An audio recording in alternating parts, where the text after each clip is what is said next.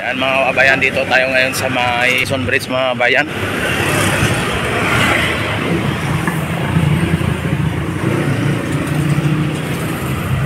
At update tayo dito sa may Esplanade, dito sa may Quezon Bridge, Loton area. Ayan mga kabayan, no? At bumungad sa ating harapan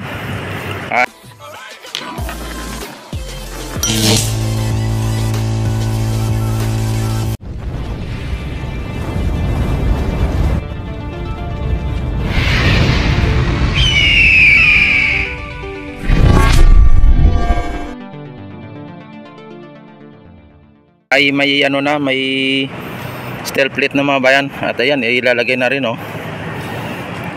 Tapos may baluster setting na mga bayan, yung nabuhusan na yung patungan ng ano, ng baluster. Ayan, oh.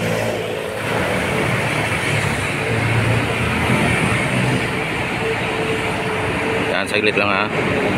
Yan, oh, nabuhusan na mga bayan, oh. Ayan. At maging dito, bubuhusan na rin.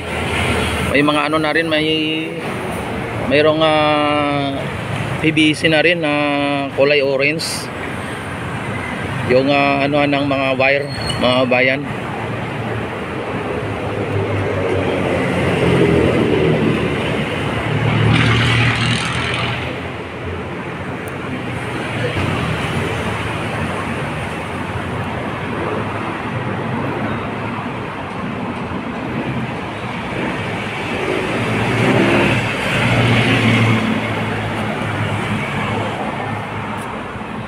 Ang bars na dito sa ilalim, oh.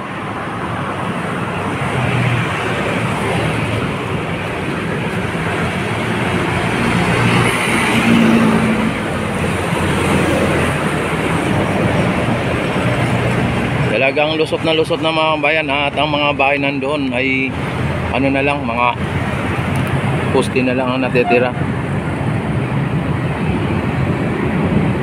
Ayan, oh, lusot na mga bayan ang Esplanade, oh.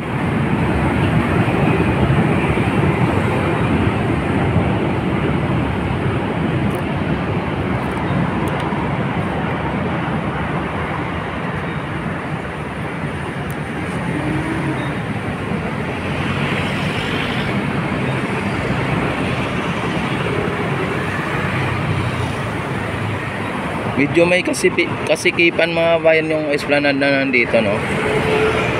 Hindi katulad doon sa may ano, sa may Intramuros mga bayan. Hindi katulad doon sa Intramuros na talagang ang Esplanade doon na ginawa ay medyo may kalaparan. Dito ay medyo masikip mga bayan. Pang ano lang talaga to, pang bike lane lang talaga ito. Hindi pwede dito may nagtitinda, no, pagka ganito ka sikip. Yan, siguro ibawal nila dito yung magtitinda mga bayan dito sa area ng Loton, at maging sa dito sa may Aroseros mga bayan. Pero ganun pa man ay yun ang sinasabi na kapag gusto ay maraming paraan, kapag ayaw ay maraming dahilan. Pero malalaman lang po natin ito mga bayan pagka ito ay natapos na, at abangan lang po ninyo kung ano po ang mga progreso o mga mangyayari dito mga bayan. Pero tinitiyak ko na ito ay matatapos bago mag-October mga bayan. Kaya nga po ganito na po kabilis ang kanilang galaw dito. Halos hindi na po sila natutulog mga bayan pagka ganito kabilis ang galaw mga bayan. Isipin mo, nung isang araw ay may naglalagay pa lang sila ng steel deck. Ngayon mga bayan ay naglalagay na naman sila ng baluster, di ba? Napakabilis.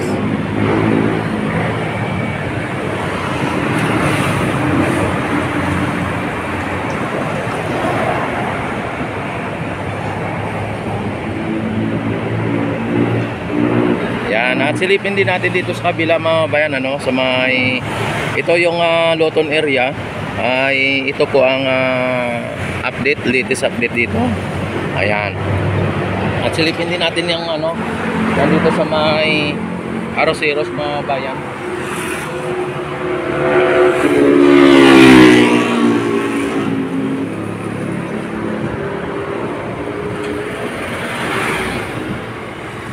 Daming sasakyan. Ayan mga bayan, dito na naman tayo, no. Dito tayo ngayon sa may Aroseros area mga bayan. At kung nyo nakikita, ay tinanggal nila ulit yung ano, yung steel plate mga bayan, no. Tinanggal nila ulit yung steel plate. Kumbaga inangat nila. Siguro mayroon silang ilalagay pa ulit. At ayan, nakaangat po yung steel plate mga bayan, ano, yung isa. Tapos yung iba medyo nakaangat din. At hindi lang natin alam kung ano ang nilagay sa ilalim, ano. And talagang ano na mga bayan, nakita naman ninyo ay talagang malaki na ang pagbabago dito sa may Aroseros mga bayan. Hanggang doon na talagang mayroon ng mga baluster at binubuhusan na po. Yung dito na naman na side na sa may right side na baluster, yan na naman ang lalagyan ng buhos sa taas, no. Yung pinaka katulad nito sa ayan, no. Yan sa taas. Yan na naman ang ilalagay. At ang mga baluster dito, nakaantabay lang dito, ang dami, oh. Pero kulang pa itong mga bayan, yung baluster na itong nandito.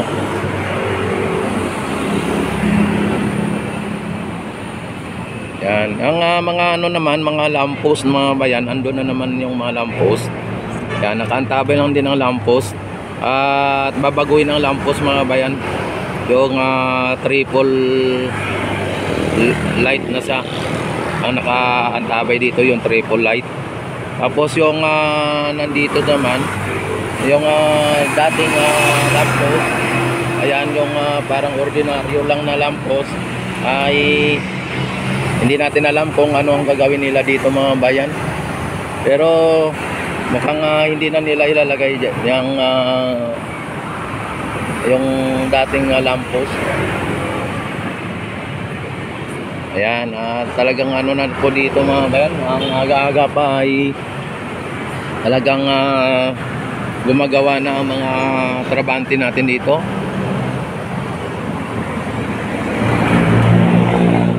Ayan, nagkapi lang sila mga bayan, ano, nagkapi lang.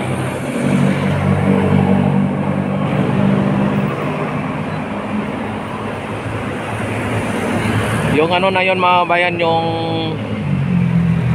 upper deck, yung viewing deck na yan, maliit na yan, konti lang, maliit lang yan. Tapos yung nandoon, yan mga bayan, ay malamang ay naitayo yan nung panahon ng mga Duterte mga bayan, 2016, ganon, 2017. Ayan. At malamang mga bayan ay isa din po yan sa mga ghost project mga bayan, kasi ang ano nila dito dati ay tatayuan ng esplanade. At talagang ano, no, pero ganyan lang po ang ginawa nila, yung viewing deck lang mga bayan. At declared completed. Yan, talagang ganyan lang. Tapos walang namamasyal, walang na ano, walang nagano diyan. Kumbaga hindi na ano ng mga tao, ano, hindi na enjoy ang ano na yan, yung viewing deck na yan. At pangalawa, ang nakaka-enjoy diyan yung mga hold upper, ano. Kaya yung mga ano dati, mga namamasyal dati diyan, pati yung dito ay bigla lang nawawala mga bayan, kasi ginagawang tambayan ng mga hold upper Tapos pati yung doon, kaya walang may namamasyal na talagang nagtatagal diyan. At saka pangalawa, ang ano diyan ay viewing deck lang mga bayan, ay titingin ka lang sa Ilog Pasig na napakarumi, napakadami. Dati mga bayan, yung mga viewing deck na yan, ito ay hanggang sa ilalim ay ang daming mga water lily, pati yung dito sa gitna. Hindi po tinanggal yung mga water lily dati. At dati nakapunta din ako dito. At sobrang daming water lily o water hyacinth. Kaya pag dumunga ka dyan sa may viewing deck na yan, wala kang makikita kundi ilog na punong-puno ng water hyacinth o water lily, maging ang basura. Yun ang makikita mo. Hindi katulad ngayon mga bayan na ito mahaba siya at pwede ka makapaglakad-lakad, makapag-jogging. At pangalawa, ang dudungaw sa iyo na Ilog Pasig ay hindi katulad nung dati na basura at mga water lily, no? Sa ngayon, ang yung makikita pag dungaw mo dito, pag pag pasyal-pasyal mo dito o naglalakad-lakad ka o nagja-jogging-jogging, ay yung mga bayan, yung malinis na Ilog Pasig mga bayan. Yan ang inyong makikita. Kaya mas maganda talaga kapag ganito, no? Lalong-lalo na kapag ito ay natapos na mga bayan hanggang doon sa Laguna de Bay. Nako mga bayan, at kabilaan kapag natapos na pati kabilaan mga bayan. Nako makikita nyo mga bayan, wala na tayo makikitang mga basura niyan. At ang makita na lang natin mga bayan, yung mga bangka na may namamasahero na talagang may bayad mga bayan. Ganun po ang yung kumbaga parang grand binis, kanal, binis na ganun. Parang katulad sa mga ibang bansa mga bayan na ang ilog nila ay may mga bangka na mamasyal ka, diyan ka sa bangka. Kung hindi, dito sa may pinaka esplanade mga bayan. Tapos ito mga bayan, ito ay bike lane po ito. Anon po ito ng mga siklista natin. Kaya pagka ikaw ay nagja-jogging, nagbibisikleta, ay hindi mo po mapapansin ay nasa Makati ka na. Ayan mga bayan, oh. Ang alam ko Makati na po yan, oh. Ayan. Ayan. Ilang lang yan mga bayan, ilang kilometro lang yan mula dito.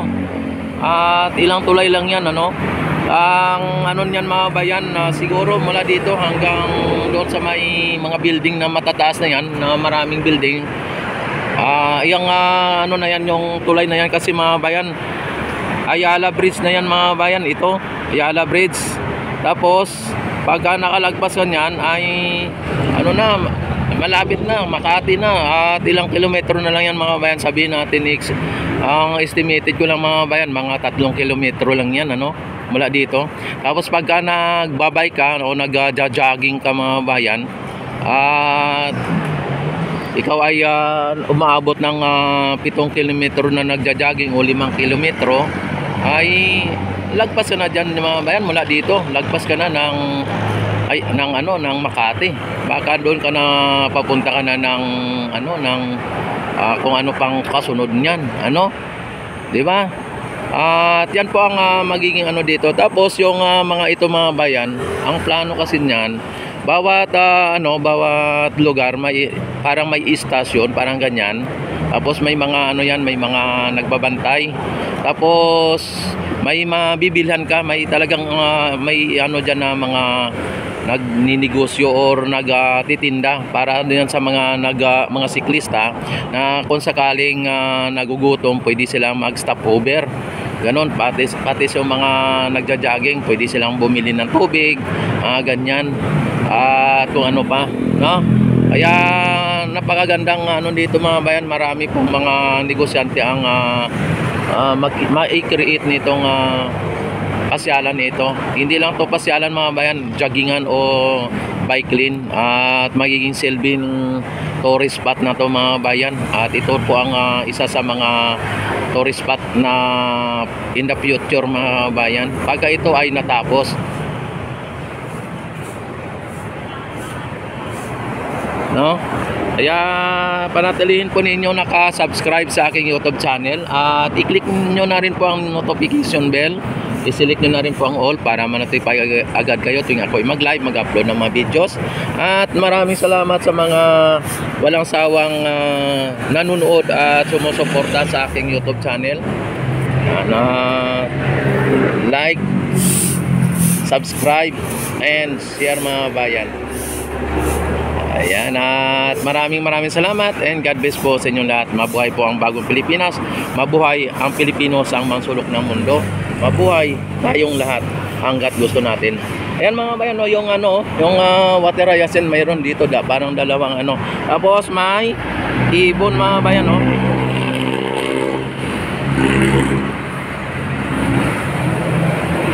Ayan. May ibon ang yung nandyan, siguro may itlog siguro sa dyan, o may pugad na. Ayan.